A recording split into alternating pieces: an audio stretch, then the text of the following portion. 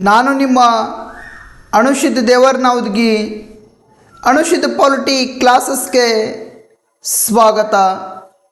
ಸ್ನೇಹಿತರೆ, ಇಂದಿನ ಸಂಚಿಕೆಯಲ್ಲಿ ನಾವು ಭಾರತ ಚುನಾವಣಾ ಆಯೋಗದ ಅಧಿಕಾರ ಮತ್ತು ಕಾರ್ಯಗಳ ಬಗ್ಗೆ ತಿಳಿದುಕೊಳ್ಳೋಣ. ಭಾರತ ಚುನಾವಣಾ ಆಯೋಗದ ಅಧಿಕಾರ ಮತ್ತು ಕಾರ್ಯಗಳ ಬಗ್ಗೆ ತಿಳಿದುಕೊಳ್ಳೋಣ.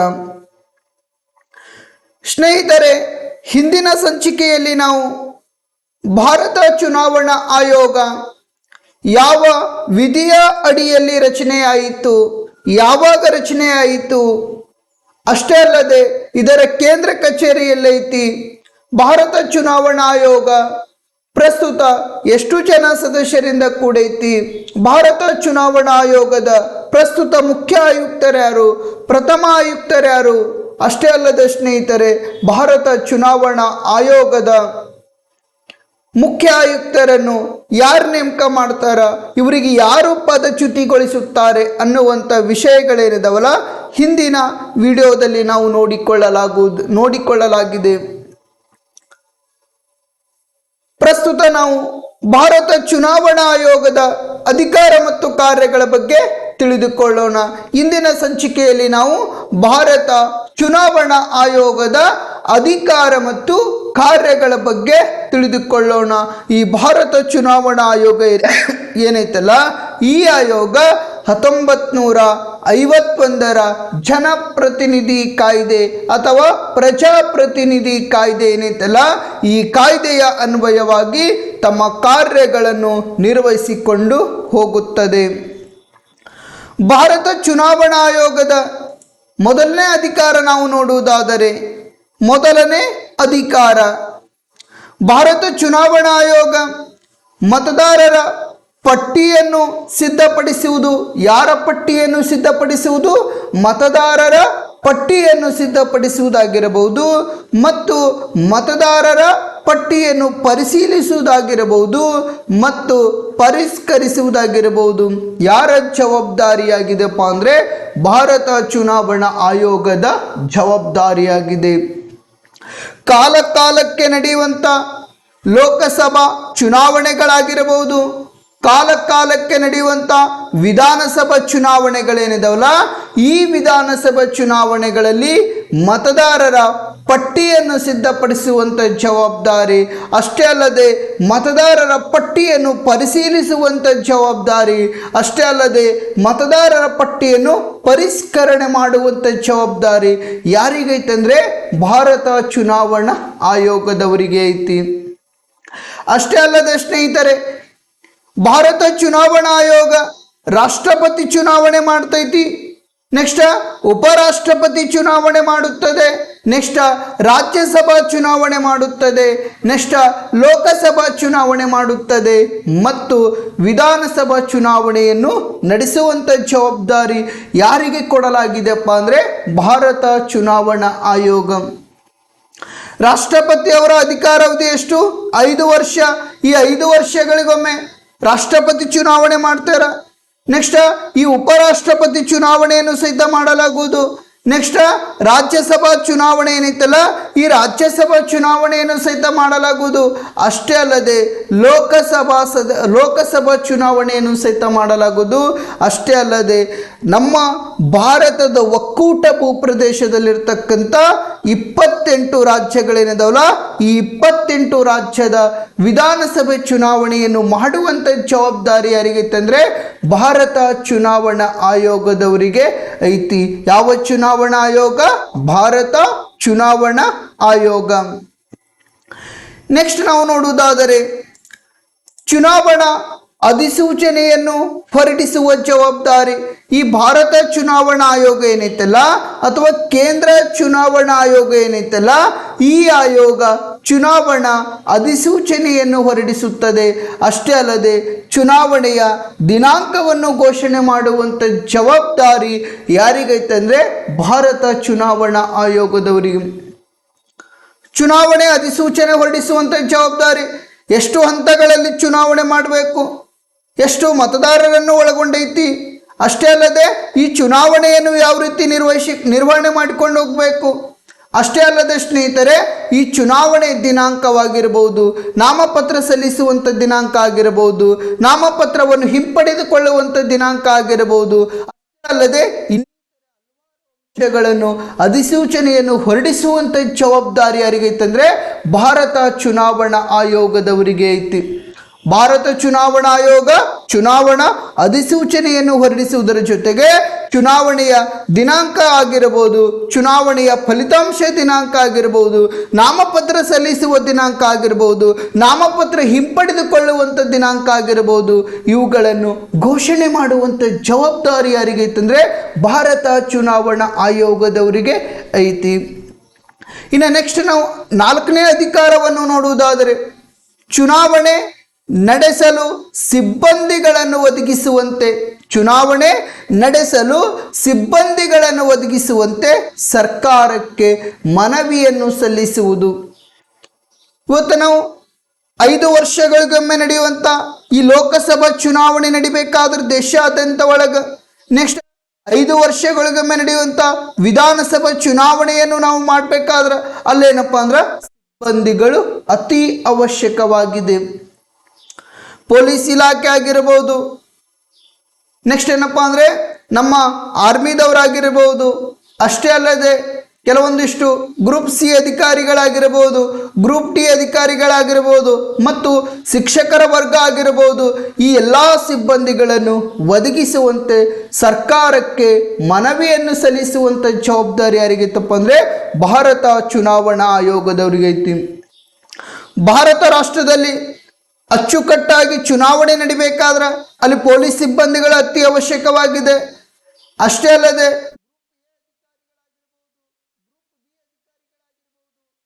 ಸಿ ಅಧಿಕಾರಿಗಳಾಗಿರಬಹುದು, ಗ್ರೂಪ್ ಡಿ ಅಧಿಕಾರಿಗಳಾಗಿರಬಹುದು ಮತ್ತು ನಮ್ಮ ಶಿಕ್ಷಕರ ವೃಂದ ಏನೈತಲ್ಲ ಅತಿ ಹೆಚ್ಚಿನ ಜವಾಬ್ದಾರಿಯನ್ನು ಹೊಂದಿರುತ್ತಾರೆ.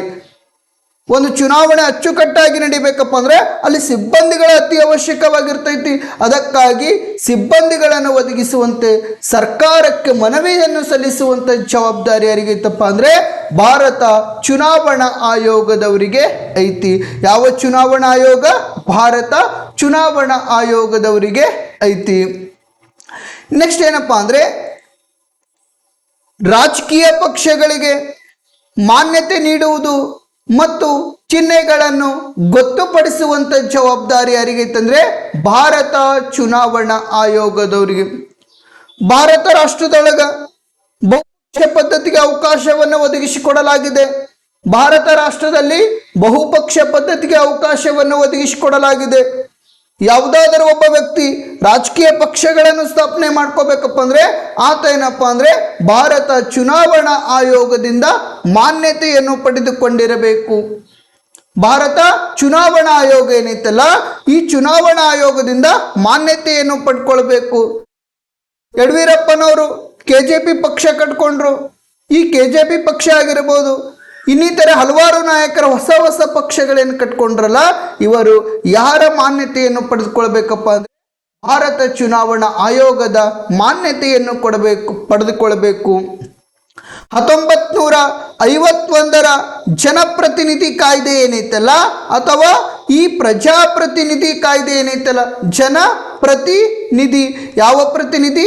ಜನಪ್ರತಿನಿಧಿ ಕಾಯ್ದೆ ಏನೈತಲ್ಲ ಅಥವಾ ಪ್ರಜಾಪ್ರತಿನಿಧಿ ಕಾಯ್ದೆ ಏನೈತಲ್ಲ ಈ ಕಾಯ್ದೆಯ ಅನ್ವಯವಾಗಿ ಸೆಕ್ಷನ್ 29A ಅನ್ವಯವಾಗಿ 1951ರ ಜನಪ್ರತಿನಿಧಿ ಕಾಯ್ದೆಯ ಸೆಕ್ಷನ್ 29A ಅನ್ವಯವಾಗಿ ಯಾವ ವ್ಯಕ್ತಿ ಹೊಸ ರಾಜಕೀಯ ಪಕ್ಷಗಳನ್ನು ಸೃಷ್ಟಿ ಮಾಡ್ಕೊಳ್ತಾನೋ ಅಥವಾ ನೋಂದಾಯಿಸಿಕೊಳ್ತಾನೋ ಆತನಿಗೇನಪ್ಪ ಅಂದ್ರೆ ಈ ಜನಪ್ರತಿನಿಧಿ ಕಾಯ್ದೆಯ ಅನ್ವಯವಾಗಿ ಈ ಸೆಕ್ಷನ್ ಅಡಿಯಲ್ಲಿ ಏನು ಮಾಡ್ಕೊಳ್ಬೇಕಪ್ಪ ಅಂದ್ರೆ ನೋಂದಾಯಿಸಿಕೊಳ್ಬೇಕು. ಈ ಹೊಸ ರಾಜಕೀಯ ಪಕ್ಷಗಳಿಗೆ ಮಾನ್ಯತೆಯನ್ನು ಕೊಡುವಂಥ ಜವಾಬ್ದಾರಿ ಯಾರಿಗೈತಪ್ಪ ಅಂದ್ರೆ ಭಾರತ ಚುನಾವಣೆ ಆಯೋಗದವ್ರಿಗೆ ಐತಿ. ಅಷ್ಟೇ ಅಲ್ಲದೆ ಆ ಹೊಸದಾಗಿ ನೋಂದಾಯಿತಗೊಂಡಿರ್ತಕ್ಕಂಥ ರಾಜಕೀಯ ಪಕ್ಷಗಳೇನಿದಾವಲ್ಲ ಆ ರಾಜಕೀಯ ಪಕ್ಷಗಳಿಗೆ ಚಿಹ್ನೆಗಳನ್ನು ಗೊತ್ತುಪಡಿಸುವಂಥ ಜವಾಬ್ದಾರಿ ಅಂದ್ರೆ ಭಾರತ ಚುನಾವಣಾ ಆಯೋಗದವರಿಗೆ ಐತಿ. ನೆಕ್ಸ್ಟ್ ರಾಷ್ಟ್ರೀಯ ಪಕ್ಷ ಮತ್ತು ಪ್ರಾದೇಶಿಕ ಪಕ್ಷವೆಂದು ನಿರ್ಧರಿಸುವಂತ ಜವಾಬ್ದಾರಿ ಯಾರಿಗೈತೆ ಅಂದ್ರೆ ಭಾರತ ಚುನಾವಣಾ ಆಯೋಗದವರಿಗೆ ಐತಿ. ರಾಷ್ಟ್ರದೊಳಗಿರ್ತಕ್ಕಂಥ ರಾಜಕೀಯ ಪಕ್ಷಗಳು ಭಾರತ ಚುನಾವಣಾ ಆಯೋಗದಿಂದ ಮಾನ್ಯತೆ ಪಡೆದುಕೊಂಡಿರ್ತಕ್ಕಂಥ ರಾಜಕೀಯ ಪಕ್ಷಗಳು 1951 ಜನಪ್ರತಿನಿಧಿ ಕಾಯ್ದೆಯ 29A ಸೆಕ್ಷನ್ ಅಡಿಯಲ್ಲಿ ಹೊಸದಾಗಿ ಮಾನ್ಯತೆ ಪಡೆದುಕೊಂಡಿರ್ತಕ್ಕಂಥ ರಾಜಕೀಯ ಪಕ್ಷಗಳೇನಿದಾವಲ್ಲ, ಈ ರಾಜಕೀಯ ಪಕ್ಷಗಳಿಗೆ ರಾಷ್ಟ್ರೀಯ ಪಕ್ಷ ಮತ್ತು ಪ್ರಾದೇಶಿಕ ಪಕ್ಷವೆಂದು ನಿರ್ಧಾರವನ್ನು ಮಾಡಲಾಗುತ್ತದೆ. ಯಾವ ಕಾಯ್ದೆಯ ಅನ್ವಯವಾಗಿ ಅಂತ ನೋಡುವುದಾದರೆ, ಯಾವ ಕಾಯ್ದೆಯ ಅನ್ವಯವಾಗಿ ಈ ಪಕ್ಷಗಳಿಗೆ ರಾಷ್ಟ್ರೀಯ ಪಕ್ಷ ಮತ್ತು ಪ್ರಾದೇಶಿಕ ಪಕ್ಷಗಳಂತ ನೋಡುವುದಾದರೆ, ಚುನಾವಣಾ ಚಿಹ್ನೆಗಳ ಕಾಯ್ದೆ ಏನೈತಲ್ಲ, ಚುನಾವಣಾ ಚಿಹ್ನೆಗಳ ಕಾಯ್ದೆ 2000ರಲ್ಲಿ ಜಾರಿಗೆ ಬಂದಿರತಕ್ಕಂಥ ಚುನಾವಣಾ ಚಿಹ್ನೆಗಳ ಕಾಯ್ದೆ ಏನೈತಲ್ಲ, ಈ ಚುನಾವಣಾ ಚಿಹ್ನೆಗಳ ಕಾಯ್ದೆಯ ಅನ್ವಯವಾಗಿ ಭಾರತ ಚುನಾವಣಾ ಆಯೋಗವು ರಾಷ್ಟ್ರೀಯ ಪಕ್ಷ ಮತ್ತು ಪ್ರಾದೇಶಿಕ ಪಕ್ಷವೆಂದು ನಿರ್ಧಾರ ಮಾಡಲಾಗುತ್ತದೆ. 2000ರಲ್ಲಿ ಜಾರಿಗೆ ಬಂದಿರತಕ್ಕಂಥ ಚುನಾವಣಾ ಚಿಹ್ನೆಗಳ ಕಾಯ್ದೆ ಏನೈತಲ್ಲ, ಈ ಕಾಯ್ದೆಯ ಅನ್ವಯವಾಗಿ ಭಾರತ ರಾಷ್ಟ್ರದಲ್ಲಿರ್ತಕ್ಕಂಥ ರಾಜಕೀಯ ಪಕ್ಷಗಳೇನಿದಾವಲ್ಲ, ಈ ರಾಜಕೀಯ ಪಕ್ಷಗಳಿಗೆ ರಾಷ್ಟ್ರೀಯ ಪಕ್ಷ ಮತ್ತು ಪ್ರಾದೇಶಿಕ ಪಕ್ಷವೆಂದು ನಿರ್ಧಾರ ಮಾಡಲಾಗುತ್ತದೆ. ಇನ್ನು 8ನೇ ಅಧಿಕಾರವನ್ನು ನಾವು ನೋಡುವುದಾದರೆ, ಚುನಾವಣಾ ನೀತಿ ಸಂಹಿತೆಗಳನ್ನು ರೂಪಿಸುತ್ತದೆ. ಚುನಾವಣಾ ನೀತಿ ಸಂಹಿತೆಗಳನ್ನು ರೂಪಿಸುವಂತ ಜವಾಬ್ದಾರಿ ಅಥವಾ ಅಧಿಕಾರ ಯಾವುದಕ್ಕಿದೆಪ್ಪ ಅಂದ್ರೆ ಭಾರತ ಚುನಾವಣಾ ಆಯೋಗಕ್ಕೆ ಇದೆ. ನೀತಿ ಸಂಹಿತೆ ಅಂದ್ರೆ ಏನು? ನೀತಿ ಸಂಹಿತೆ ಯಾವಾಗಿನಿಂದ ಅಸ್ತಿತ್ವಕ್ಕೆ ಬರಲಾಗುತ್ತದೆ? ನೀತಿ ಸಂಹಿತೆ ಇದ್ದಂಥ ಸಂದರ್ಭದಲ್ಲಿ ಸರ್ಕಾರದ ಕಾರ್ಯವೈಖರಿಗಳು ಯಾವ ರೀತಿ ಇರ್ತಾವ, ಅಷ್ಟೇ ಅಲ್ಲದೆ ಈ ನೀತಿ ಸಂಹಿತೆ ಯಾವಾಗ ಕೊನೆಗೊಳ್ಳುತ್ತದೆ ಅನ್ನುವಂಥ ವಿಷಯಗಳೇನದವಲ್ಲ ನೋಡಿಕೊಳ್ಳೋಣ. ಚುನಾವಣಾ ನೀತಿ ಸಂಹಿತೆಗಳನ್ನು ಯಾವಾಗ ರೂಪಿಸ್ತಾರಪ್ಪ ಅಂದ್ರೆ, ಭಾರತ ಚುನಾವಣಾ ಆಯೋಗ ಏನೈತಲ್ಲ, ಭಾರತ ಚುನಾವಣಾ ಆಯೋಗ ಚುನಾವಣಾ ದಿನಾಂಕವನ್ನು ಅಧಿಸೂಚನೆ ಹೊರಡಿಸಿದ ಕ್ಷಣದಂದು ಈ ಚುನಾವಣಾ ನೀತಿ ಸಂಹಿತೆ ಆರಂಭವಾಗುತ್ತದೆ. ಚುನಾವಣಾ ನೀತಿ ಸಂಹಿತೆ ಯಾವಾಗ ಆರಂಭವಾಗುತ್ತದೆಪ್ಪ ಅಂದರೆ, ಭಾರತ ಚುನಾವಣಾ ಆಯೋಗ ಯಾವಾಗ ಚುನಾವಣಾ ದಿನಾಂಕವನ್ನು ಘೋಷಣೆ ಮಾಡ್ತದಲ್ಲ, ಆ ಕ್ಷಣದಿಂದಲೇ ಈ ಚುನಾವಣಾ ನೀತಿ ಸಂಹಿತೆಯನ್ನು ಅಸ್ತಿತ್ವಕ್ಕೆ ಬರಲಾಗುತ್ತದೆ. ಚುನಾವಣಾ ನೀತಿ ಸಂಹಿತೆ ಯಾಕೆ ಜಾರಿಗೆ ತರ್ತಾರಪ್ಪ ಅಂದ್ರೆ, ಜನಪ್ರತಿನಿಧಿಗಳು ಮತ್ತು ರಾಜಕೀಯ ಪಕ್ಷಗಳನ್ನು ನಿಯಂತ್ರಣ ತರುವಲುಗೋಸ್ಕರ ಚುನಾವಣೆಗಳಲ್ಲಿ ಏನಪ್ಪಾ ಅಂದ್ರೆ ಈ ರಾಜಕೀಯ ಪಕ್ಷಗಳೇನಿದಾವಲ್ಲ ಮತ್ತು ಅಭ್ಯರ್ಥಿಗಳೇನಿದಾರಲ್ಲ ಇವರನ್ನು ನಿಯಂತ್ರಣಕ್ಕೆ ತರಲುಗೋಸ್ಕರ ಚುನಾವಣೆ ನೀತಿ ಸಮಿತಿಯನ್ನು ಜಾರಿಗೆಗೊಳಿಸಲಾಗಿದೆ. ಅಷ್ಟೇ ಅಲ್ಲದೆ ಚುನಾವಣೆಯಲ್ಲಿ ನಡೆಯುವಂಥ ಭ್ರಷ್ಟಾಚಾರಗಳೇನಿದಾವಲ್ಲ ಇವುಗಳನ್ನು ತಡೆಗಟ್ಟಲುಗೋಸ್ಕರ ನೀತಿ ಸಮಿತಿಯನ್ನು ಜಾರಿಗೆಗೊಳಿಸಲಾಗುವುದು. ಚುನಾವಣೆ ನೀತಿ ಸಮಿತಿಯನ್ನು ಜಾರಿಗೆ ಬಂದಂಥ ಸಂದರ್ಭದಲ್ಲಿ ಯಾವುದೇ ರಾಜಕೀಯ ನಾಯಕರು ಕೋಮು ಭಾಷಣಗಳನ್ನು ಮಾಡುವಂತಿಲ್ಲ, ಜಾತಿ ಆಧಾರದ ಮೇಲೆ ಮತಗಳನ್ನು ಕೇಳುವಂತಿಲ್ಲ, ಧರ್ಮದ ಆಧಾರದ ಮೇಲೆ ಮತಗಳನ್ನು ಕೇಳುವಂತಿಲ್ಲ. ಅಷ್ಟೇ ಅಲ್ಲದೆ ಈ ಚುನಾವಣಾ ನೀತಿ ಸಂಹಿತೆ ಜಾರಿಗೆ ಇದ್ದಂಥ ಸಂದರ್ಭದಲ್ಲಿ ಸರ್ಕಾರದ ವಸತಿ ಗೃಹಗಳೇನಿದಾವಲ್ಲ ಅವುಗಳು ಸಹಿತ ಬಳಕೆ ಮಾಡುವಂತಿಲ್ಲ, ಸರ್ಕಾರದ ವಾಹನಗಳೇನಿದಾವಲ್ಲ ಅವುಗಳು ಸಹಿತ ಬಳಕೆ ಮಾಡುವಂತಿಲ್ಲ. ಯಾವ ಸಂದರ್ಭದಲ್ಲಪ್ಪ ಅಂದರೆ ಚುನಾವಣಾ ನೀತಿ ಸಂಹಿತೆ ಜಾರಿಗೆ ಇರುವಂಥ ಸಂದರ್ಭದಲ್ಲಿ. ಇದೇ ಚುನಾವಣಾ ನೀತಿ ಸಂಹಿತೆ ಜಾರಿಗೆ ಇರುವಂಥ ಸಂದರ್ಭದಲ್ಲಿ ನಾಗರಿಕರು 50,000 ರೂಪಾಯಿಗಿಂತ ಹೆಚ್ಚು, ಎಷ್ಟು ಸಾವಿರ ರೂಪಾಯಿಗಿಂತ ಹೆಚ್ಚು, 50,000 ರೂಪಾಯಿಗಿಂತ ಹೆಚ್ಚು ಹಣವನ್ನು ತೆಗೆದುಕೊಂಡು ಹೋಗುವಂತಿಲ್ಲ.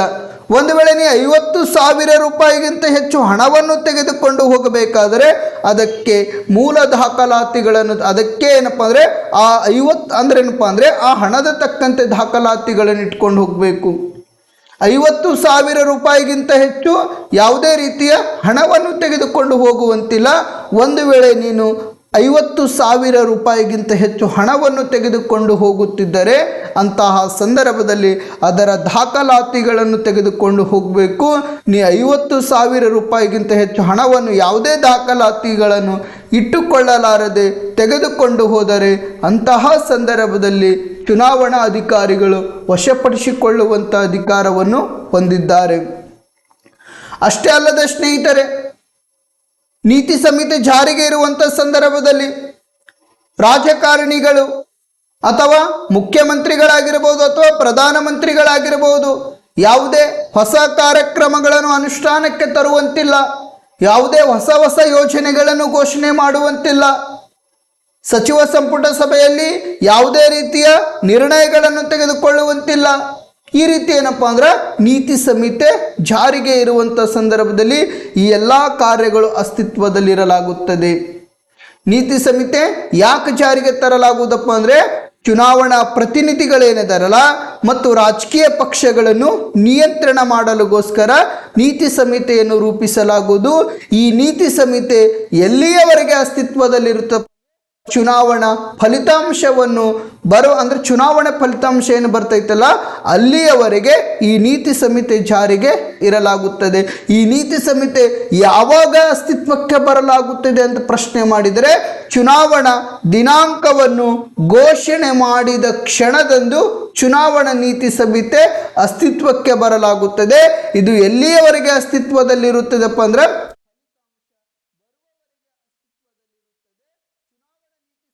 ಜಾರಿಗೆ ಇದ್ದಂಥ ಸಂದರ್ಭದಲ್ಲಿ ರಾಜಕಾರಣಿಗಳು ಸರ್ಕಾರದ ವಾಹನಗಳಾಗಿರಬಹುದು, ಸರ್ಕಾರದ ವಸತಿ ಗೃಹಗಳಾಗಿರಬಹುದು ಅಥವಾ ಹೊಸ ಯೋಜನೆಗಳಾಗಿರಬಹುದು, ಹೊಸ ಕಾರ್ಯಕ್ರಮಗಳಾಗಿರಬಹುದು ಅನುಷ್ಠಾನಗೊಳಿಸುವಂತಿಲ್ಲ. ಇಲ್ಲೇನಪ್ಪ ಅಂದ್ರೆ ಚುನಾವಣಾ ನೀತಿ ಸಮಿತಿಯನ್ನು ಎಲ್ಲ ರಾಜಕಾರಣಿಗಳು ಅಚ್ಚುಕಟ್ಟಾಗಿ ನಿರ್ವಹಣೆ ಮಾಡಿಕೊಂಡು ಹೋಗಬೇಕಾಗ್ತೈತಿ. ಒಂದು ವೇಳೆ ಯಾರು ನೀತಿ ಸಂಹಿತೆಗಳನ್ನು ಉಲ್ಲಂಘನೆ ಮಾಡ್ತಾರಲ್ಲ ಅವರ ಮೇಲೆ ಶಿಸ್ತು ಕ್ರಮಗಳನ್ನು ತೆಗೆದುಕೊಳ್ಳುವಂಥ ಜವಾಬ್ದಾರಿ ಯಾರಿಗೆ ಐತಪ್ಪ ಅಂದರೆ ಭಾರತ ಚುನಾವಣಾ ಆಯೋಗದವರಿಗೆ ಐತಿ. ನೆಕ್ಸ್ಟ್ ಬಗೆಹರಿಸುವುದಕ್ಕಾಗಿ ಚುನಾವಣಾ ಅಧಿಕಾರಿಗಳನ್ನು ನೇಮಿಸುವುದು. ಚುನಾವಣಾ ವಿವಾದಗಳೇನಿದಾವಲ್ಲ ಈ ಚುನಾವಣಾ ವಿವಾದಗಳನ್ನು ಬಗೆಹರಿಸುವುದಕ್ಕಾಗಿ ಚುನಾವಣಾ ಅಧಿಕಾರಿಗಳನ್ನು ನೇಮಿಸುವಂಥ ಜವಾಬ್ದಾರಿ ಯಾರಿಗಿತ್ತಪ್ಪ ಅಂದರೆ ಭಾರತ ಚುನಾವಣಾ ಆಯೋಗದವರಿಗೆ ಐತಿ. ಚುನಾವಣೆ ನಡೆಯುವಂಥ ಸಂದರ್ಭದಲ್ಲಿ ಯಾವುದಾದರೂ ಸಮಸ್ಯೆಗಳನ್ನು ಉಂಟಾದರೆ ಆ ಸಮಸ್ಯೆಗಳನ್ನು ಬಗೆಹರಿಸುವುದಕ್ಕಾಗಿ ಆಗಿರ್ಬೋದು ಅಥವಾ ಯಾವುದಾದರೂ ವಿವಾದಗಳನ್ನು ಉಂಟಾದರೆ ಅಂತಹ ವಿವಾದಗಳನ್ನು ಬಗೆಹರಿಸುವುದಕ್ಕಾಗಿ ಚುನಾವಣೆಯ ಅಧಿಕಾರಿಗಳನ್ನು ನೇಮಿಸುವಂಥ ಅಧಿಕಾರ ಯಾರಿಗೈತಪ್ಪ ಅಂದರೆ ಭಾರತ ಚುನಾವಣಾ ಆಯೋಗದವರಿಗೆ ಐತಿ. ಇನ್ನು ನೆಕ್ಸ್ಟ್ ಅಂಶ ನಾವು ನೋಡುವುದಾದರೆ ಚುನಾವಣಾ ಸಮಯದಲ್ಲಿ ಯಾವ ಸಮಯದಲ್ಲಿ ಚುನಾವಣಾ ಸಮಯದಲ್ಲಿ ಪ್ರಚಾರದ ಸಮಯವನ್ನು ನಿಗದಿಪಡಿಸುವುದು. ಚುನಾವಣಾ ಸಮಯದಲ್ಲಿ ಏನೈತಲ್ಲ ಈ ಚುನಾವಣಾ ಸಮಯದಲ್ಲಿ ಪ್ರಚಾರದ ಸಮಯವನ್ನು ನಿಗದಿಪಡಿಸ್ಕೊಳ್ಬೇಕು. ಇದು ಯಾರ ಜವಾಬ್ದಾರಿಯಾಗಿರುತ್ತದಪ್ಪ ಅಂದ್ರೆ ಭಾರತ ಚುನಾವಣಾ ಆಯೋಗದ ಜವಾಬ್ದಾರಿಯಾಗಿರುತ್ತದೆ. ಬಹಿರಂಗ ಪ್ರಚಾರ ಯಾವಾಗ ಮಾಡಬೇಕು, ಮನೆ ಮತಯಾಚನೆ ಯಾವಾಗ ಮಾಡಿಕೊಳ್ಬೇಕು, ಅಷ್ಟೇ ಅಲ್ಲದೆ ಬಹಿರಂಗ ಪ್ರಚಾರ ಎಷ್ಟು ಗಂಟೆ ಒಳಗಡೆ ಮುಂಚಿತವಾಗಿ ಏನಪ್ಪ ಅಂದ್ರೆ ಮುಗಿಯುತ್ತದೆ ಅನ್ನುವಂಥ ಎಲ್ಲ ಮಾಹಿತಿಗಳೇನದವಲ್ಲ ನಿಗದಿಪಡಿಸುವಂಥ ಜವಾಬ್ದಾರಿ ಯಾರಿಗೈತಪ್ಪ ಅಂದರೆ ಭಾರತ ಚುನಾವಣಾ ಆಯೋಗದವರಿಗೆ ಐತಿ. ರಾಷ್ಟ್ರದೊಳಗೆ ಚುನಾವಣೆ ನಡೆಯುತ್ತಿದ್ದರೆ ಅಂತಹ ಸಂದರ್ಭದಲ್ಲಿ ಬಹಿರಂಗ ಪ್ರಚಾರ ಯಾವ ಪ್ರಚಾರ ಬಹಿರಂಗ ಪ್ರಚಾರ ಏನೈತಲ್ಲ ಈ ಬಹಿರಂಗ ಪ್ರಚಾರ ಯಾವಾಗ ಅಂತ್ಯಗೊಳ್ಳುತ್ತದಪ್ಪ ಅಂದ್ರೆ ಮತದಾನ ನಡೆಯುವುದಕ್ಕಿಂತ 48 ಗಂಟೆಗಳ ಮುಂಚೆಯಲ್ಲಿ ಮತದಾನ ನಡೆಯುವುದಕ್ಕಿಂತ 48 ಗಂಟೆಗಳ ಮುಂಚೆಯಲ್ಲಿ ಏನಪ್ಪ ಅಂದ್ರೆ ಬಹಿರಂಗ ಪ್ರಚಾರ ಅಂತ್ಯಗೊಳ್ಳುತ್ತದೆ. ಅಷ್ಟೇ ಅಲ್ಲದೆ ಈ ಚುನಾವಣಾ ಸಮಯದಲ್ಲಿ ಪ್ರಚಾರದ ಸಮಯ ಏನೈತಲ್ಲ ಈ ಆಕಾಶವಾಣಿಗಳಲ್ಲಾಗಿರ್ಬೋದು, ದೂರವಾಣಿಗಳಲ್ಲಾಗಿರ್ಬೋದು, ದೂರದರ್ಶನಗಳಲ್ಲಾಗಿರ್ಬೋದು, ಇನ್ನಿತರೆ ಸಾಮಾಜಿಕ ಸಾಮಾಜಿಕ ಮಾಧ್ಯಮಗಳೇನಿದಾವಲ್ಲ ಈ ಮಾಧ್ಯಮಗಳಲ್ಲಿ ಪ್ರಚಾರದ ಸಮಯವನ್ನು ನಿಗದಿಪಡಿಸಿಕೊಳ್ಬೇಕು. ಅಷ್ಟೇ ಅಲ್ಲದೇನಪ್ಪ ಅಂದರೆ ಈ ಯಾವುದಾದರೂ ಒಂದು ರಾಜಕೀಯ ಪಕ್ಷ ಬಹಿರಂಗ ಪ್ರಚಾರವನ್ನು ಕೈಗೊಳ್ಳಬೇಕಾದ್ರೆ ಅಲ್ಲೇನಪ್ಪ ಅಂದ್ರೆ ಸಂಬಂಧಪಟ್ಟಿರ್ತಕ್ಕಂಥ ಪೊಲೀಸ್ ಇಲಾಖೆಯ ಒಪ್ಪಿಗೆಯನ್ನು ಪಡೆದುಕೊಳ್ಳುವಂಥ ಜವಾಬ್ದಾರಿ ಅವರು ಅಂದ್ರೆ ಪ್ರಚಾರ ಮಾಡುವಂಥ ಜನಪ್ರತಿನಿಧಿಗಳು ಹೊಂದಿರುತ್ತಾರೆ. ಚುನಾವಣೆ ಸಮಯದಲ್ಲಿ ಈ ಪ್ರಚಾರದ ಸಮಯವನ್ನು ನಿಗದಿಪಡಿಸುವಂಥ ಜವಾಬ್ದಾರಿ ಯಾರಿಗಿರ್ತೈತಪ್ಪ ಅಂದರೆ ಭಾರತ ಚುನಾವಣಾ ಆಯೋಗದವ್ರಿಗಿರ್ತೈತಿ. ಬಹಿರಂಗ ಪ್ರಚಾರ ಯಾವಾಗ ಅಂತ್ಯಗೊಳ್ಳುತ್ತದೆ ಅಂತ ಪ್ರಶ್ನೆ ಮಾಡಿದರೆ ಮತದಾನ ನಡೆಯುವುದಕ್ಕಿಂತ ಮುಂಚೆ ಅಂದರೆ ಮತದಾನ ನಡೆಯುವುದಕ್ಕಿಂತ 48 ಗಂಟೆಗಳ ಮುಂಚೆ ಬಹಿರಂಗ ಪ್ರಚಾರ ಅಂತ್ಯಗೊಳ್ಳುತ್ತದೆ. ಇನ್ನು ಚುನಾವಣೆಯಲ್ಲಿ ಅಕ್ರಮ ನಡೆದಾಗ ಅಂತಹ ಚುನಾವಣೆಗಳನ್ನು ರದ್ದುಪಡಿಸಿ ಮರು ಚುನಾವಣೆಯನ್ನು ನಡೆಸುವಂಥ ಜವಾಬ್ದಾರಿ ಯಾರಿಗೈತಪ್ಪ ಅಂದರೆ ಭಾರತ ಚುನಾವಣಾ ಆಯೋಗದವರಿಗೆ ಐತಿ. ಚುನಾವಣೆಯಲ್ಲಿ ಅಕ್ರಮ ನಡೆದಾಗ ಅಂತಹ ಚುನಾವಣೆಗಳನ್ನು ರದ್ದುಪಡಿಸಿ ಮರು ಚುನಾವಣೆಯನ್ನು ನಡೆಸುವಂಥ ಜವಾಬ್ದಾರಿ ಯಾರಿಗೈತಪ್ಪ ಅಂದರೆ ಭಾರತ ಚುನಾವಣಾ ಆಯೋಗದವ್ರಿಗೈತಿ. ಚುನಾವಣೆಯಲ್ಲಿ ಅಕ್ರಮ ಅಂದರೆ ಯಾವ ರೀತಿ ನೋಡುವುದಾದರೆ ಮತಪೆಟ್ಟಿಗೆಗಳನ್ನು ನಾಶಪಡಿಸಿದರೆ, ಮತಪತ್ರಗಳನ್ನು ವಶಪಡಿಸಿಕೊಂಡರೆ, ಅಷ್ಟೇ ಅಲ್ಲದ ಸ್ನೇಹಿತರೆ ಚುನಾವಣಾ ಅಧಿಕಾರಿಗಳಿಗೆ ತೊಂದರೆಯನ್ನು ಉಂಟು ಮಾಡಿದರೆ ಅಂತಹ ಚುನಾವಣೆಯನ್ನು ರದ್ದುಪಡಿಸಿ ಮರು ಚುನಾವಣೆ ಮಾಡುವಂಥ ಜವಾಬ್ದಾರಿ ಯಾರಿಗಿರ್ತದೆ ಅಂದರೆ ಭಾರತ ಚುನಾವಣಾ ಆಯೋಗದವರಿಗಿರಲಾಗುತ್ತದೆ. ಯಾವ ಸಂದರ್ಭದಲ್ಲಿ ಮರು ಚುನಾವಣೆಯನ್ನು ಮಾಡಲಾಗುತ್ತದಪ್ಪ ಅಂದರೆ ಮತಪೆಟ್ಟಿಗೆಗಳನ್ನು ನಾಶಪಡಿಸಿದರೆ, ಮತಪತ್ರಗಳನ್ನು ವಶಪಡಿಸಿಕೊಂಡರೆ ಮತ್ತು ಚುನಾವಣೆ ನಡೆಯುವಂಥ ಸಂದರ್ಭದಲ್ಲಿ ಚುನಾವಣಾ ಅಧಿಕಾರಿಗಳಿಗೆ ತೊಂದರೆಯನ್ನು ಉಂಟು ಮಾಡಿದರೆ ಅಂತಹ ಸಂದರ್ಭದಲ್ಲಿ ಆ ಚುನಾವಣೆಯನ್ನು ರದ್ದುಪಡಿಸಿ ಮರು ಚುನಾವಣೆಯನ್ನು ಮಾಡುವಂಥ ಜವಾಬ್ದಾರಿ ಯಾರಿಗಿರ್ತದೆ ಅಂದರೆ ಭಾರತ ಚುನಾವಣಾ ಆಯೋಗದವರಿಗೆ ಇರಲಾಗುತ್ತದೆ. ಇನ್ನು 12ನೇ ಅಧಿಕಾರವನ್ನು ನಾವು ನೋಡುವುದಾದರೆ ಶಾಸನಸಭಾ ಸದಸ್ಯರ ಸ್ಥಾನವು ಅವಧಿಯ ಮುನ್ನವೇ ಖಾಲಿಯಾದಾಗ ಆ ಸ್ಥಾನಕ್ಕೆ 6 ತಿಂಗಳ ಒಳಗಾಗಿ ಎಷ್ಟು ತಿಂಗಳ ಒಳಗಾಗಿ 6 ತಿಂಗಳ ಒಳಗಾಗಿ ಉಪಚುನಾವಣೆಯನ್ನು ನಡೆಸುವಂಥ ಜವಾಬ್ದಾರಿ ಯಾರಿಗೈತಪ್ಪ ಅಂದರೆ ಭಾರತ ಚುನಾವಣಾ ಆಯೋಗದವರಿಗೆ ಐತಿ. ಶಾಸನಸಭಾ ಸದಸ್ಯರು ಸ್ಥಾನವು ಅವಧಿಯ ಮುನ್ನವೇ ಖಾಲಿಯಾದಾಗ ಆ ಸ್ಥಾನಕ್ಕೆ 6 ತಿಂಗಳ ಒಳಗಾಗಿ ನಡೆಯುವ ಚುನಾವಣೆಗೆ ಉಪಚುನಾವಣೆ ಎನ್ನುವರು. 1951 ಜನಪ್ರತಿನಿಧಿ ಕಾಯ್ದೆ ಏನೈತಲ್ಲ ಈ 1951 ಜನಪ್ರತಿನಿಧಿ ಕಾಯ್ದೆಯ ಸೆಕ್ಷನ್ 15ರ ಅಡಿಯಲ್ಲಿ ಈ ಉಪಚುನಾವಣೆಯನ್ನು ಮಾಡಲಾಗುತ್ತದೆ. 1951ರ ಜನಪ್ರತಿನಿಧಿ ಕಾಯ್ದೆ ಏನೈತಲ್ಲ ಈ ಜನಪ್ರತಿನಿಧಿ ಕಾಯ್ದೆಯ ಸೆಕ್ಷನ್ 15A ಅಡಿಯಲ್ಲಿ ಉಪಚುನಾವಣೆ ಮಾಡಲಾಗುತ್ತದೆ. 1951ರ ಜನಪ್ರತಿನಿಧಿ ಕಾಯ್ದೆಯ ಸೆಕ್ಷನ್ 15A ಅಡಿಯಲ್ಲಿ ಉಪಚುನಾವಣೆಯನ್ನು ಮಾಡಲಾಗುತ್ತದೆ. ಯಾವಾಗ ಉಪಚುನಾವಣೆ ಮಾಡಲಾಗುತ್ತದಪ್ಪ ಅಂದರೆ ಶಾಸನಸಭಾ ಸದಸ್ಯರ ಸ್ಥಾನ ಏನೈತಲ್ಲ ಅವಧಿಯ ಮುನ್ನವೇ ಖಾಲಿಯಾದಂಥ ಸಂದರ್ಭದಲ್ಲಿ ಆ ಸ್ಥಾನಕ್ಕೆ 6 ತಿಂಗಳ ಒಳಗಾಗಿ ಎಷ್ಟು ತಿಂಗಳ ಒಳಗಾಗಿ 6 ತಿಂಗಳ ಒಳಗಾಗಿ ಉಪಚುನಾವಣೆಯನ್ನು ಮಾಡಲಾಗುತ್ತದೆ.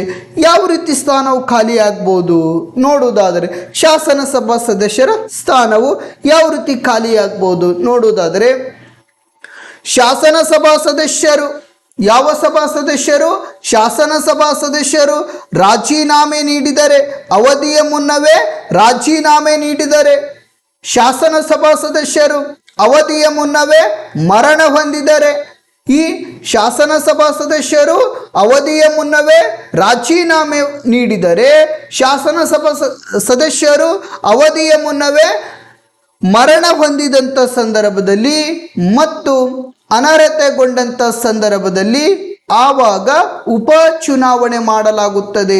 ಎಷ್ಟು ತಿಂಗಳ ಒಳಗಾಗಿಪ್ಪ ಅಂದ್ರೆ 6 ತಿಂಗಳ ಒಳಗಾಗಿ ಎಷ್ಟು ತಿಂಗಳ ಒಳಗಾಗಿ 6 ತಿಂಗಳ ಒಳಗಾಗಿ ಉಪಚುನಾವಣೆ ಯಾವಾಗ ಮಾಡಲಾಗುತ್ತದೆಯಪ್ಪ ಅಂದರೆ ಶಾಸನಸಭಾ ಸದಸ್ಯರು ಅವಧಿಯ ಮುನ್ನವೇ ರಾಜೀನಾಮೆ ನೀಡಿದಂಥ ಸಂದರ್ಭದಲ್ಲಿ, ಶಾಸನಸಭಾ ಸದಸ್ಯರು ಅವಧಿಯ ಮುನ್ನವೇ ಮರಣ ಹೊಂದಿದಂಥ ಸಂದರ್ಭದಲ್ಲಿ, ಶಾಸನಸಭಾ ಸದಸ್ಯರು ಅನರ್ಹತೆಗೊಂಡಂಥ ಸಂದರ್ಭದಲ್ಲಿ 6 ತಿಂಗಳ ಒಳಗಾಗಿ ನಡೆಯುವಂಥ ಚುನಾವಣೆಗೆ ಉಪಚುನಾವಣೆ ಎಂದು ಕರೆಯಲಾಗುವುದು. ಈ ಉಪಚುನಾವಣೆಯು 1951ರ ಜನಪ್ರತಿನಿಧಿ ಕಾಯ್ದೆ ಏನೈತಲ್ಲ, ಈ ಕಾಯ್ದೆಯ ಸೆಕ್ಷನ್ 15A ಅಡಿಯಲ್ಲಿ ನಡೆಸಲಾಗುತ್ತದೆ. ನಮ್ಮ ಕರ್ನಾಟಕ ರಾಜ್ಯದೊಳಗೆ ರಾಮನಗರ ಕ್ಷೇತ್ರದಲ್ಲಿ ಉಪಚುನಾವಣೆ ಮಾಡಲಾಯಿತು. ನೆಕ್ಸ್ಟ್ ಸಿಗ್ಗಾವಿ ಕ್ಷೇತ್ರದಲ್ಲಿ ಸಹಿತ ಉಪಚುನಾವಣೆ ಮಾಡಲಾಯಿತು. ರಾಮನಗರ ಕ್ಷೇತ್ರದಲ್ಲಿ ಸಹಿತ ಏನಪ್ಪ ಅಂದ್ರೆ ಉಪಚುನಾವಣೆ ಮಾಡಲಾಯಿತು. ನೆಕ್ಸ್ಟ್ ಏನಪ್ಪ ಅಂದ್ರೆ ಸಿಗ್ಗಾವಿ ಕ್ಷೇತ್ರಗಳಲ್ಲಿ ಸಹಿತ ಏನಪ್ಪ ಅಂದ್ರೆ ಉಪಚುನಾವಣೆ ಮಾಡಲಾಯಿತು. ಯಾಕಪ್ಪ ಅಂದ್ರೆ ಅಲ್ಲಿ ಮೊದಲು ಸಿಗ್ಗಾವಿ ಕ್ಷೇತ್ರದ ಅಂದ್ರೆ ವಿಧಾನಸಭಾ ಕ್ಷೇತ್ರದ ಶಾಸಕರು ಯಾರಾಗಿದ್ರಪ್ಪ ಅಂದ್ರೆ ಬಸವರಾಜ ಬೊಮ್ಮಾಯಿಯವರಾಗಿದ್ದರು. ಇನ್ನು ರಾಮನಗರ ಕ್ಷೇತ್ರದ ಅಲ್ಲಿ ಶಾಸಕರಾಗಿ ಯಾರು ಆಯ್ಕೆಯಾಗಿದ್ರಪ್ಪ ಅಂದ್ರೆ HD ಕುಮಾರಸ್ವಾಮಿ ಅವರು ಆಯ್ಕೆಯಾಗಿದ್ರು. ಇವರೇನಪ್ಪ ಅಂದ್ರೆ ಅವಧಿಯ ಮುನ್ನವೇ ಅವರ ಸ್ಥಾನಕ್ಕೆ ರಾಜೀನಾಮೆ ನೀಡಿದಂಥ ಸಂದರ್ಭದಲ್ಲಿ ನಮ್ಮ ಕರ್ನಾಟಕ ರಾಜ್ಯದೊಳಗ ರಾಮನಗರ ಕ್ಷೇತ್ರ ಮತ್ತು ಸಿಗ್ಗಾವಿ ಕ್ಷೇತ್ರ ಏನೈತಲ್ಲ, ಈ ಕ್ಷೇತ್ರಗಳಲ್ಲಿ ಉಪಚುನಾವಣೆಯನ್ನು ನಡೆಸಲಾಗಿದೆ. ಯಾವ ಚುನಾವಣೆ? ಉಪಚುನಾವಣೆಯನ್ನು ನಡೆಸಲಾಗಿದೆ. ನೆಕ್ಸ್ಟ್ ಶಾಸನಸಭಾ ಸದಸ್ಯರ ಅನರ್ಹತೆಯ ಕುರಿತು ರಾಷ್ಟ್ರಪತಿ ಮತ್ತು ರಾಜ್ಯಪಾಲರಿಗೆ ಸಲಹೆ ನೀಡುವ ಜವಾಬ್ದಾರಿ ಯಾರಿಗೆ ಐತಪ್ಪ ಅಂದ್ರೆ ನಮ್ಮ ಭಾರತ ಚುನಾವಣಾ ಆಯೋಗದವರಿಗೆ. ಲೋಕಸಭಾ ಸದಸ್ಯರ ಸ್ಥಾನವನ್ನು ಲೋಕಸಭಾ ಸದಸ್ಯರ ಏನದರಲ್ಲ ಅವರ ಅನರ್ಹತೆಯ ಬಗ್ಗೆ ಆಗಿರಬಹುದು ಮತ್ತು ನಮ್ಮ ರಾಜ್ಯ ಶಾಸಕಾಂಗದ ಅನರ್ಹತೆಯ ಬಗ್ಗೆ ಆಗಿರಬಹುದು ರಾಷ್ಟ್ರಪತಿಯವರಿಗೆ ಸಲಹೆ ನೀಡುವಂಥ ಜವಾಬ್ದಾರಿ ಮತ್ತು ರಾಜ್ಯದ ರಾಜ್ಯಪಾಲರಿಗೆ ಸಲಹೆ ನೀಡುವಂಥ ಜವಾಬ್ದಾರಿ ಯಾರಿಗೈತಂದ್ರೆ ಭಾರತ ಚುನಾವಣಾ ಆಯೋಗದವರಿಗೆ ಐತಿ. ಯಾವ ಚುನಾವಣಾ ಆಯೋಗ? ಭಾರತ ಚುನಾವಣಾ ಆಯೋಗದವರಿಗೆ ಐತಿ. ನೆಕ್ಸ್ಟ್ ಏನಪ್ಪ ಅಂದ್ರೆ ಚುನಾವಣಾ ಫಲಿತಾಂಶವನ್ನು ಪ್ರಕಟಿಸುವುದಾಗಿರಬಹುದು ಮತ್ತು ವಿಜೇತರ ಪಟ್ಟಿಯನ್ನು ರಾಷ್ಟ್ರಪತಿಗೆ ಸಲ್ಲಿಸುವಂಥ ಜವಾಬ್ದಾರಿ ಯಾರಿಗೈತಪ್ಪ ಅಂದರೆ ಭಾರತ ಚುನಾವಣಾ ಆಯೋಗದವರಿಗೆ. ಅಂದ್ರೆ ಹಂತಗಳಲ್ಲಿ ಏನು ಚುನಾವಣೆ ನಡೆದಿರ್ತದಲ್ಲ, ಆ ಚುನಾವಣೆ ಕಾರ್ಯಗಳನ್ನು ಮುಗಿದಂಥ ಸಂದರ್ಭದಲ್ಲಿ ಆ ಎಲ್ಲ ಮತಪೆಟ್ಟಿಗೆಗಳೇನಿದಾವಲ್ಲ ಅವುಗಳನ್ನು ರಕ್ಷಣೆ ಮಾಡುವುದಾಗಿರಬಹುದು, ಅವುಗಳನ್ನೇನಪ್ಪ ಅಂದ್ರೆ ಸರಿಯಾದ ರೀತಿಯಲ್ಲಿ ಇಟ್ಟುಕೊಳ್ಳುವುದಾಗಿರಬಹುದು. ಅಷ್ಟೇ ಅಲ್ಲದೆ ಆ ಚುನಾವಣೆ ಫಲಿತಾಂಶ ಕಾರ್ಯಕ್ಕೆ ಅಧಿಕಾರಿಗಳನ್ನು ನಿಯೋಜನೆ ಮಾಡುವುದಾಗಿರಬಹುದು. ಅಷ್ಟೇ ಅಲ್ಲದೆ ಆ ಫಲಿತಾಂಶವನ್ನು ಪ್ರಕಟಣೆ ಮಾಡುವಂಥ ಜವಾಬ್ದಾರಿ ಯಾರಿಗಿರ್ತೈತಪ್ಪ ಅಂದರೆ ಭಾರತ ಚುನಾವಣಾ ಆಯೋಗದವರಿಗೆ ಇರುತ್ತದೆ. ಅಷ್ಟೇ ಅಲ್ಲದೆ ಸ್ನೇಹಿತರೆ, ಚುನಾವಣೆಯಲ್ಲಿ ಗೆದ್ದಿರ್ತಕ್ಕಂಥ ಅಭ್ಯರ್ಥಿಗಳ ಮಾಹಿತಿ ಏನೈತಲ್ಲ, ಆ ಅಭ್ಯರ್ಥಿಗಳ ಮಾಹಿತಿಯನ್ನು ಅಂದ್ರೆ ಲೋಕಸಭೆಗೆ ಸಂಬಂಧಪಟ್ಟಿರ್ತಕ್ಕಂಥ ಅಭ್ಯರ್ಥಿಗಳ ಮಾಹಿತಿಯನ್ನು ಅಂದ್ರೆ ರಾಷ್ಟ್ರಪತಿಗೆ ಸಲ್ಲಿಸುವುದಾಗಿರಬಹುದು. ಇನ್ನು ರಾಜ್ಯ ಶಾಸಕಾಂಗಕ್ಕೆ ಸಂಬಂಧಪಟ್ಟಿರ್ತಕ್ಕಂಥ ಸದಸ್ಯರ ಮಾಹಿತಿ ಏನೈತಲ್ಲ ಅದು ರಾಜ್ಯಪಾಲರಿಗೆ ಸಲ್ಲಿಸುವಂಥ ಜವಾಬ್ದಾರಿ ಯಾರಿಗೈತಪ್ಪ ಅಂದರೆ ಭಾರತ ಚುನಾವಣಾ ಆಯೋಗದವರಿಗೆ ಐತಿ. ಇನ್ನೇನಪ್ಪ ಅಂದ್ರೆ ಚುನಾವಣೆಯಲ್ಲಿ ಗೆಲುವು ಸಾಧಿಸಿದ ಅಭ್ಯರ್ಥಿಗಳಾಗಿರಬಹುದು ಮತ್ತು ಪರಾಜಿತ ಅಂದ್ರೆ ಏನಪ್ಪ ಅಂದ್ರೆ ಅಭ್ಯರ್ಥಿಗಳು 1951ರ ಪ್ರಜಾಪ್ರತಿನಿಧಿ ಕಾಯ್ದೆಯ ಸೆಕ್ಷನ್ 10A ಅನ್ವಯ ನಿಗದಿತ ಅವಧಿಯ ಒಳಗೆ ಚುನಾವಣಾ ವೆಚ್ಚದ ವಿವರಗಳನ್ನು ಸಲ್ಲಿಸದಿದ್ದರೆ ಅವರನ್ನು ಗರಿಷ್ಠ 3 ವರ್ಷಗಳ ಕಾಲ ಅನರ್ಹಗೊಳಿಸುವಂಥ ಅಧಿಕಾರವು ಭಾರತ ಚುನಾವಣಾ ಆಯೋಗ ಹೊಂದಿದೆ. 2024ರಲ್ಲಿ ನಡೆದಿರ್ತಕ್ಕಂಥ 18ನೇ ಲೋಕಸಭೆ ಚುನಾವಣೆ ಏನೈತಲ್ಲ, ಈ ಲೋಕಸಭೆ ಚುನಾವಣೆಯಲ್ಲಿ ಗೆದ್ದಿರ್ತಕ್ಕಂಥ ಅಭ್ಯರ್ಥಿಗಳಾಗಿರಬಹುದು ಮತ್ತು ಪರಾಜಿತಗೊಂಡಿರ್ತಕ್ಕಂಥ ಅಭ್ಯರ್ಥಿಗಳು ಅಂದರೆ ಸೋಲನ್ನು ಕಂಡಿರ್ತಕ್ಕಂಥ ಅಭ್ಯರ್ಥಿಗಳು 51ರ ಪ್ರಜಾಪ್ರತಿನಿಧಿ ಕಾಯ್ದೆಯ ಸೆಕ್ಷನ್ 10A ಅನ್ವಯ ನಿಗದಿತ ಅವಧಿಯ ಒಳಗೆ ಚುನಾವಣೆ ವೆಚ್ಚದ ವಿವರಗಳನ್ನು ಭಾರತ ಚುನಾವಣಾ ಆಯೋಗಕ್ಕೆ ಸಲ್ಲಿಸಬೇಕು. ಒಂದು ವೇಳೆ ಸರಿಯಾದ ಸಮಯದೊಳಗೆ ಸಲ್ಲಿಸದಿದ್ದರೆ ಅಂಥವರನ್ನು ಗರಿಷ್ಠ 3 ವರ್ಷಗಳ ಕಾಲ, ಎಷ್ಟು ವರ್ಷಗಳ ಕಾಲ? ಗರಿಷ್ಠ 3 ವರ್ಷಗಳ ಕಾಲ ಅನರ್ಹಗೊಳಿಸುವಂಥ ಜವಾಬ್ದಾರಿ ಯಾರಿಗೈತಪ್ಪ ಅಂದರೆ ಭಾರತ ಚುನಾವಣಾ ಆಯೋಗದವರಿಗೆ ಐತಿ. ಯಾವ ಚುನಾವಣಾ ಆಯೋಗ? ಭಾರತ ಚುನಾವಣಾ ಆಯೋಗದವರಿಗೆ ಐತಿ. ನೆಕ್ಸ್ಟ್ ಏನಪ್ಪಾ ಅಂದರೆ 1951 ಪ್ರಜಾಪ್ರತಿನಿಧಿ ಕಾಯ್ದೆಯ ಸೆಕ್ಷನ್ 10A ಅನ್ವಯ ನಿಗದಿಗಿಂತ ಹೆಚ್ಚು ಹಣ ಖರ್ಚು ಮಾಡಿದರೆ ಅವರಿಗೆ ಗರಿಷ್ಠ 3 ವರ್ಷಗಳ ಕಾಲ ಚುನಾವಣೆಗೆ ಸ್ಪರ್ಧಿಸದಂತೆ ತಡೆಯುವಂಥ ಜವಾಬ್ದಾರಿ ಯಾರಿಗೈತಪ್ಪ ಅಂದರೆ ಭಾರತ ಚುನಾವಣಾ ಆಯೋಗದವರಿಗೆ ಐತಿ. 1951 ಪ್ರಜಾಪ್ರತಿನಿಧಿ ಕಾಯ್ದೆಯ ಸೆಕ್ಷನ್ 10A ಅನ್ವಯ ನಿಗದಿಗಿಂತ ಹೆಚ್ಚು ಹಣ ಖರ್ಚು ಮಾಡಿದರೆ ಅವರಿಗೆ 3 ವರ್ಷಗಳ ಕಾಲ ಚುನಾವಣೆಗೆ ಸ್ಪರ್ಧಿಸದಂತೆ ತಡೆಯುವಂಥ ಅಧಿಕಾರ ಯಾರಿಗೈತಪ್ಪ ಅಂದರೆ ಭಾರತ ಚುನಾವಣಾ ಆಯೋಗದವರಿಗೆ ಐತಿ. ಲೋಕಸಭಾ ಚುನಾವಣೆಗೆ ಸ್ಪರ್ಧೆ ಮಾಡಿರ್ತಕ್ಕಂಥ ಅಭ್ಯರ್ಥಿ ದೊಡ್ಡ ಕ್ಷೇತ್ರಗಳಲ್ಲಿ ಎಷ್ಟು ಖರ್ಚು ಮಾಡ್ಬೋದಪ್ಪ ಅಂದರೆ 95 ಲಕ್ಷ ರೂಪಾಯಿ ಖರ್ಚು ಮಾಡ್ಬೋದು. ಲೋಕಸಭೆ ಚುನಾವಣೆಗೆ ಸ್ಪರ್ಧೆ ಮಾಡಿರ್ತಕ್ಕಂಥ ಅಭ್ಯರ್ಥಿ ಏನಿದಾನಲ್ಲ ಈತ ಏನಪ್ಪ ಅಂದರೆ ಒಂದು ದೊಡ್ಡ ಲೋಕಸಭಾ ಕ್ಷೇತ್ರಗಳೇನಿದಾವಲ್ಲ ಈ ದೊಡ್ಡ ಲೋಕಸಭಾ ಕ್ಷೇತ್ರಗಳ ಅಭ್ಯರ್ಥಿಗಳು ಒಂದು ಕ್ಷೇತ್ರದಲ್ಲಿ ಎಷ್ಟು ಹಣವನ್ನು ಖರ್ಚು ಮಾಡ್ಕೊಳ್ಬಹುದಪ್ಪ ಅಂದರೆ 95 ಲಕ್ಷ ರೂಪಾಯಿ ಖರ್ಚು ಮಾಡ್ಕೊಳ್ಬಹುದು. ಇನ್ನು ಸಣ್ಣ ಸಣ್ಣ ಕ್ಷೇತ್ರಗಳೇನಿರ್ತಾವಲ್ಲ ಆ ಸಣ್ಣ ಕ್ಷೇತ್ರಗಳಲ್ಲಿರ್ತಕ್ಕಂಥ ಅಭ್ಯರ್ಥಿಗಳು 75 ಲಕ್ಷ ರೂಪಾಯಿ ಹಣವನ್ನು ಖರ್ಚು ಮಾಡ್ಕೊಳ್ಬಹುದು. ಇದಕ್ಕಿಂತ ಹೆಚ್ಚಿನ ಹಣವನ್ನು ನೀವು ಖರ್ಚು ಮಾಡಿದ್ರಪ್ಪ ಅಂದ್ರೆ ಅಂತಹ ಅಭ್ಯರ್ಥಿಗಳಿಗೆ 3 ವರ್ಷಗಳ ಕಾಲ ಚುನಾವಣೆಗೆ ನಿಲ್ಲುವುದಕ್ಕೆ ಅವಕಾಶವನ್ನು ಒದಗಿಸಿಕೊಡಂಗಿಲ್ಲ. ವಿಚಾರ ಮಾಡಿ ಸ್ನೇಹಿತರೆ, ಒಂದು ಲೋಕಸಭಾ ಕ್ಷೇತ್ರ ಚುನಾವಣೆ ನಡಿಬೇಕಾದ್ರೆ, ದೊಡ್ಡ ಲೋಕಸಭಾ ಕ್ಷೇತ್ರ ಚುನಾವಣೆ ನಡಿಬೇಕಾದ್ರೆ ಎಷ್ಟು ಹಣ ಖರ್ಚು ಮಾಡ್ಬೇಕಂತ ಹೇಳ್ತೈತಿ ಚುನಾವಣಾ ಆಯೋಗ? 95 ಲಕ್ಷ ಅಂತ ಹೇಳ್ತೈತಿ. ಇನ್ನು ಸಣ್ಣ ಕ್ಷೇತ್ರಗಳಿದ್ದವಪ್ಪ ಅಂದ್ರೆ ಆ ಸಣ್ಣ ಕ್ಷೇತ್ರಗಳಿಗೆ ಎಷ್ಟು ಖರ್ಚು ಮಾಡ್ಬೇಕಂತ ಹೇಳ್ತೈತಿ? 75 ಲಕ್ಷ ರೂಪಾಯಿ ಖರ್ಚು ಮಾಡ್ಬೇಕಂತ ಹೇಳ್ತೈತಿ. ಆದ್ರೆ ಪ್ರಸ್ತುತ ಚುನಾವಣೆ ವ್ಯವಸ್ಥೆಯಲ್ಲಿ ನಾವು 95 ಲಕ್ಷ 75 ಲಕ್ಷ ಯಾವ ಲೆಕ್ಕಕ್ಕೂ ಇಲ್ಲ ಸ್ನೇಹಿತರೆ. ಒಂದು ಪ್ರಸ್ತುತ ನಾವು ಕೆಲವೊಂದಿಷ್ಟು ಸಮೀಕ್ಷೆಗಳ ಪ್ರಕಾರವನ್ನು ನಾವು ನೋಡುವುದಾದರೆ ಒಂದು ಲೋಕಸಭಾ ಚುನಾವಣೆ ಮಾಡಬೇಕಾದ್ರೆ ಮಿನಿಮಮ್ ಏನಿಲ್ಲಪ್ಪ ಅಂದ್ರೆ ಒಂದು 50ರಿಂದ 60 ಕೋಟಿ ರೂಪಾಯಿ ಬೇಕು ಪ್ರಸ್ತುತ ದಿನಮಾನಗಳಲ್ಲಿ.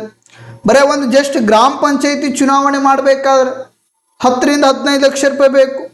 TP-ZP ಅವು ಚುನಾವಣೆ ಮುಗಿದ ಹೋಯ್ತು. ಇನ್ನು ವಿಧಾನಸಭೆ ಚುನಾವಣೆ ಮಾಡಬೇಕಾದ್ರೆ ಅಲ್ಲಿ ಏನು ಬೇಕಾಗಿಲ್ಲಪ್ಪ ಅಂದ್ರೆ ಒಂದು 25ರಿಂದ ಒಂದು 40 ಕೋಟಿ ರೂಪಾಯಿ ಬೇಕು. ಇನ್ನು ಲೋಕಸಭೆ ಚುನಾವಣೆ ಮಾಡಬೇಕಾದ್ರೆ ಎಷ್ಟು ಬೇಕಪ್ಪ ಅಂದರೆ ಮಿನಿಮಮ್ ಏನಿಲ್ಲಪ್ಪ ಅಂದ್ರೆ 40ರಿಂದ 60 ಕೋಟಿ, ಅದಕ್ಕಿಂತ ಹೆಚ್ಚು ಹಣವನ್ನು ಬೇಕಾಗ್ತೈತಿ. ಆದ್ರೆ ನಮ್ಮ ಭಾರತ ಚುನಾವಣಾ ಆಯೋಗದ ಅಮೌಂಟ್ ಎಷ್ಟೈತಿ? ಮಿನಿಮಮ್ ನೀವು ಎಷ್ಟು ಅಂದ್ರೆ ಏನಪ್ಪ 95 ಲಕ್ಷ ರೂಪಾಯಿ ಖರ್ಚು ಮಾಡಬೇಕು. ಅದು ದೊಡ್ಡ ಕ್ಷೇತ್ರಗಳಿದ್ದಾಗ. ಸಣ್ಣ ಕ್ಷೇತ್ರಗಳಿದ್ದವಪ್ಪ ಅಂದ್ರೆ 75 ಲಕ್ಷ ರೂಪಾಯಿ ಖರ್ಚು ಮಾಡ್ಬೇಕಂತ ಹೇಳ್ತೈತಿ. ಒಂದು ವೇಳೆ ಅದಕ್ಕಿಂತ ನೀವು ಹೆಚ್ಚು ಹಣವನ್ನು ಖರ್ಚು ಮಾಡಿದ್ರಪ್ಪ ಅಂದ್ರೆ 1951 ಪ್ರಜಾಪ್ರತಿನಿಧಿ ಕಾಯ್ದೆ ಏನೈತಲ್ಲ ಈ ಕಾಯ್ದೆಯ ಸೆಕ್ಷನ್ 10A ಅನ್ವಯವಾಗಿ 3 ವರ್ಷಗಳ ಕಾಲ ಚುನಾವಣೆಗೆ ಸ್ಪರ್ಧಿಸದಂತೆ ತಡೆಯುವಂಥ ಜವಾಬ್ದಾರಿ ಯಾರಿಗೈತಪ್ಪ ಅಂದ್ರೆ ಭಾರತ ಚುನಾವಣಾ ಆಯೋಗದವ್ರಿಗೈತಿ. ಸರ್, ಲೋಕಸಭೆಗೆ ದೊಡ್ಡ ಕ್ಷೇತ್ರಗಳಿದ್ದು ಅಂದ್ರೆ 95 ಲಕ್ಷ ಅಂತ ಹೇಳಕತ್ತೀರಿ, ಸಣ್ಣ ಕ್ಷೇತ್ರಗಳಿದ್ರಪ್ಪ ಅಂದ್ರೆ 75 ಲಕ್ಷ ಅಂತ ಹೇಳಕತ್ತೀರಿ. ಇನ್ನು ವಿಧಾನಸಭೆಗೆ ಎಷ್ಟು ಖರ್ಚು ಮಾಡ್ಬೇಕ್ರಿ ಅಂತ ಕೇಳಿದ್ರೆ ವಿಧಾನಸಭೆಗೆ ಎಷ್ಟು ಖರ್ಚು ಮಾಡ್ಬೇಕಪ್ಪ ಅಂದ್ರೆ ದೊಡ್ಡ ಕ್ಷೇತ್ರಗಳಿದ್ದವಪ್ಪ ಅಂದ್ರೆ ಸುಮಾರು 40 ಲಕ್ಷ ರೂಪಾಯಿ ಖರ್ಚು ಮಾಡಬೇಕು. ದೊಡ್ಡ ಕ್ಷೇತ್ರಗಳಿದ್ದವಪ್ಪ ಅಂದ್ರೆ 40 ಲಕ್ಷ ರೂಪಾಯಿ ಖರ್ಚು ಮಾಡಬೇಕು. ಇನ್ನು ಸಣ್ಣ ಕ್ಷೇತ್ರಗಳಿದ್ದವಪ್ಪ ಅಂದ್ರೆ ಅಲ್ಲಿ ಎಷ್ಟು ಖರ್ಚು ಮಾಡಬೇಕಪ್ಪ ಅಂದ್ರೆ 28 ಲಕ್ಷ ರೂಪಾಯಿ ಖರ್ಚು ಮಾಡ್ಬೇಕಂತ ಹೇಳ್ತಾರೆ.